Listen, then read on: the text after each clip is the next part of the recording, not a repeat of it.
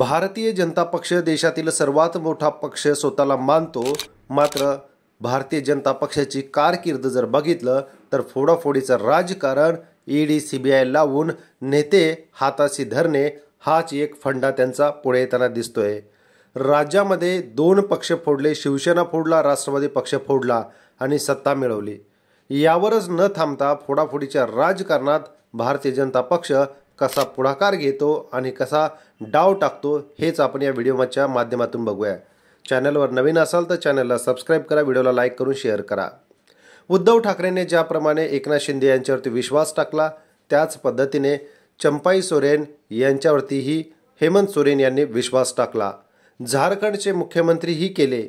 हेमंत सोरेन यांच्यावरती जेव्हा आरोप केले आणि त्यांना तुरुंगात जावं लागलं तेव्हा चंपाई सोरेन यांच्यावरती विश्वासाने मुख्यमंत्री पदाची धुरा दिली।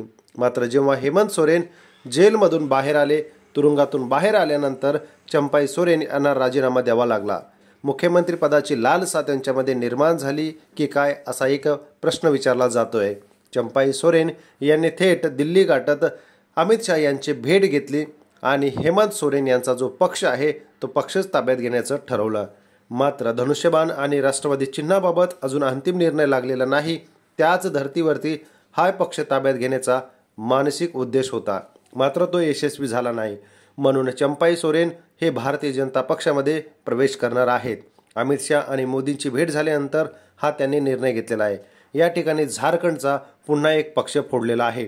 भारतीय जनता पक्ष दुसऱ्यांचाच फोडाफोडी करून आपला पक्ष वाढवत असल्याचा एक सर्वसामान्य जनतेमध्ये मेसेज जात आहे।